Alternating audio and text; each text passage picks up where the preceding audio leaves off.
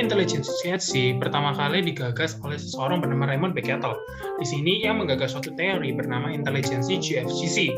GF adalah fluid intelligence dan GC adalah crystallized intelligence. GF sendiri ini seperti cara kita menggunakan alat kita dan akan berkurang seiringnya bertambahnya usia. Dan GC adalah bagaimana kita mengelola informasi pada dulu atau peristiwa yang sudah kita lalui dan akan bertambah seiringnya dengan berjalannya usia.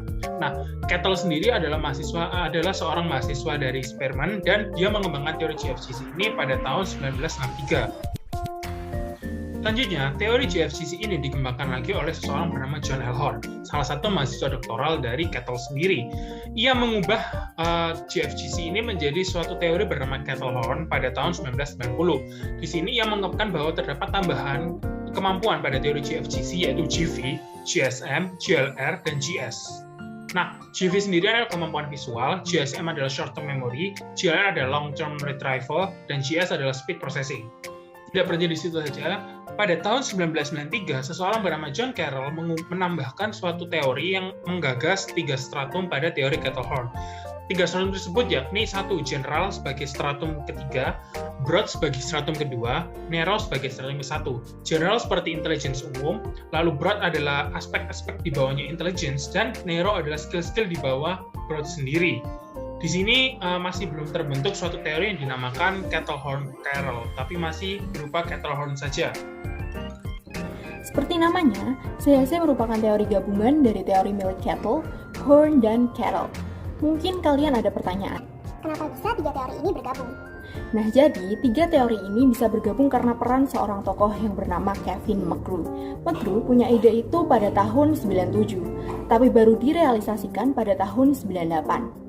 Kemudian McGrew bersama Flanagan mulai menyusun dan menyajikan model terintegrasi CHC dengan menambahkan sedikit revisi pada model tersebut. Gambar di samping memperlihatkan struktur asli teori CHC. Jadi ini gabungan dari teori Cattell-Horn tentang 10 kemampuan general yang dipakai model stratum punyanya Carroll. Pada model awal ini, teori CHC memiliki 10 broad cognitive abilities yang dimasukkan ke dalam lebih dari 70 narrow abilities. Nah, teori CHC ini terus mengalami perkembangan hingga ditemukanlah model baru pada tahun 2012. Dalam model tersebut, teori CHC sudah mencakup 16 broad cognitive abilities yang dimasukkan ke dalam lebih dari 80 narrow abilities. Bentuk oval merepresentasikan broad abilities, sedangkan bentuk persegi panjang merepresentasikan narrow abilities. Snyder dan McGrew kemudian menyarankan atau mencetuskan ide pengelompokan konseptual kemampuan yang terdiri atas reasoning, acquired knowledge, memory and efficiency, sensory, motor and speed, and efficiency. Dan mereka juga memberikan kerangka kerja terintegrasi dari perspektif kognitif dan neuropsikologis. Teori CHC revisi pada tahun 2018. Seperti yang bisa kita lihat pada table, ini dibagi menjadi 4. Yang pertama ada intelligence process. Yang pertama dari intelligence process adalah GF, fluid reasoning, GWM, short term working memory, GI, learning efficiency, GV, visual processing, dan GA, auditory processing. Terus ada intelligence as knowledge, ada GC, comprehension knowledge, GKN, domain specific knowledge, GRW, reading and writing, dan GQ, quantitative knowledge. Lalu ada intelligence process speed, ada GR, retrieval fluency, GS, processing speed, GT, reaction and decision speed, dan GPS, yaitu psychomotor speed. Lalu di other ada GP, psychomotor abilities, GO, olfactory abilities, GA, tactile abilities, GK, kinesthetic abilities, dan yang terakhir ada J, emotional intelligence. Perbandingan antara teori CHC dengan teori tradisional. Teori tradisional yang pertama yaitu Spearman's two-factor theory. Jadi teori ini tidak memiliki kesepakatan umum tentang apa yang merupakan faktor G. Sementara di teori CHC, faktor-faktor dalam teorinya ini telah dijabarkan dengan jelas dan spesifik. Lalu selanjutnya ada Thorndike's multiple factors of intelligence. Jadi teori ini itu memiliki beberapa faktor. Salah satunya adalah kemampuan abstraksi. Nah, di kemampuan abstraksi ini, di sini tuh terlalu general. Sementara di teori CHC, inti dari kemampuan abstraksinya ini terdapat di sini dan terdiri dari beberapa bagian, sehingga menjadi lebih komprehensif. Lalu selanjutnya ada Thurston's multiple factors of intelligence. Jadi teorinya ini memiliki 7 faktor, sementara di teori CHC terdapat 18 faktor.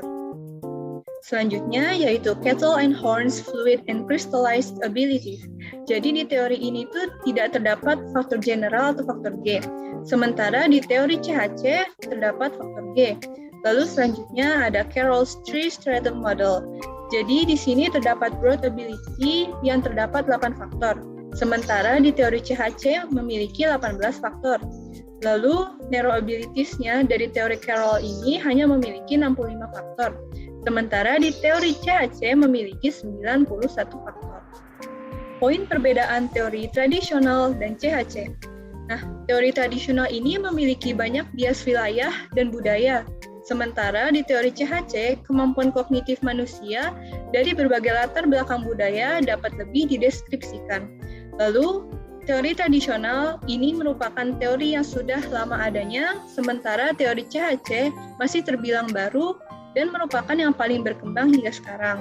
Lalu, teori tradisional tidak mencakup banyak faktor mengenai inteligensi, sementara teori CHC adalah teori yang paling komprehensif karena mencakup banyak faktor dan memiliki dasar empiris yang kuat. Maka dari itu, teori CHC lah yang paling banyak digunakan pada saat ini. Terdapat macam-macam tes intelijensi yang menggunakan teori CHC. Yang pertama adalah Stanford Binet.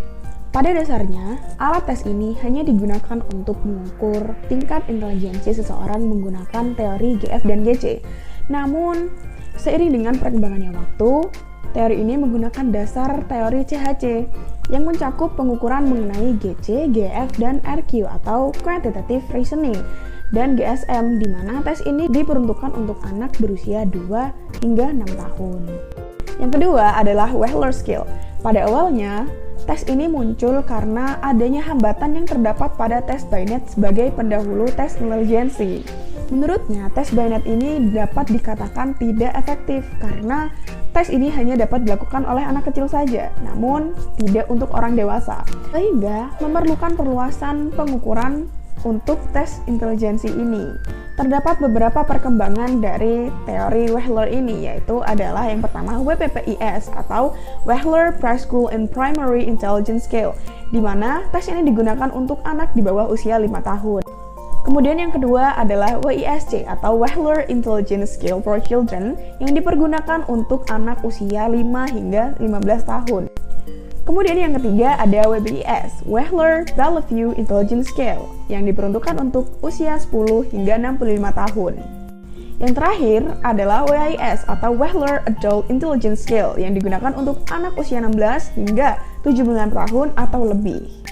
Dalam tes ini mengukur kemampuan-kemampuan seperti verbal comprehension, perceptual organization, freedom from distractibility, dan processing speed.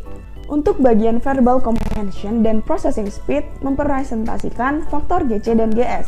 Sedangkan perceptual organization sangat dekat dengan teori GV yang memungkinkan hubungannya dengan teori GF yang diambil dari konsep CHC.